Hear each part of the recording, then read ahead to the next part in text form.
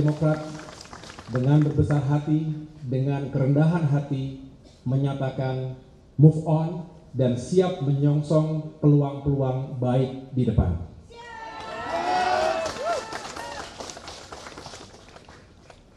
Mengapa? Karena pada akhirnya negara ini adalah negara yang besar, memerlukan pemikiran yang besar, jiwa yang besar, dan tindakan-tindakan yang besar. Jangan terjebak pada narasi dan isu yang bisa memecah belah sesama anak bangsa. Kita tidak tahu dalam perjalanannya ke depan, kita mungkin akan bertemu kembali dan menjalin kerjasama untuk agenda-agenda besar kebangsaan.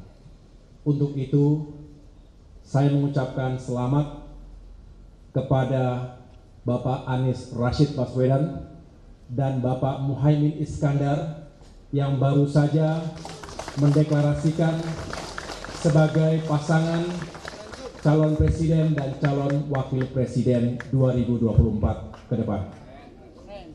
Semoga sukses.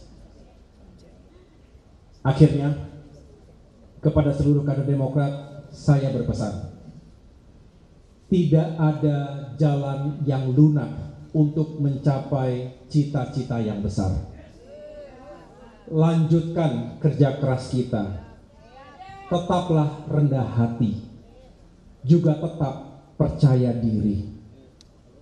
Sukses dan kemenangan tetap bisa kita raih tanpa harus mengorbankan nilai-nilai moral, etika, serta kehormatan dan persahabatan.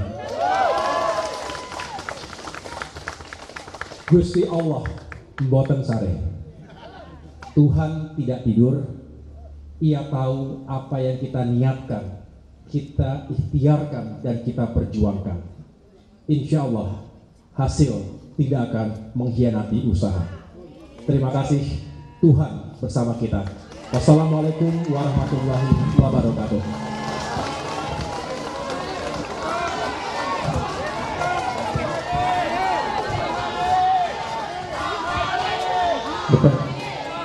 Terima kasih Mas AHY, Ketua Umum Partai Demokrat. Teman-teman, dengan demikian berakhir sudah konferensi pers dari Ketua Umum Partai Demokrat. Tidak ada tanya jawab ya.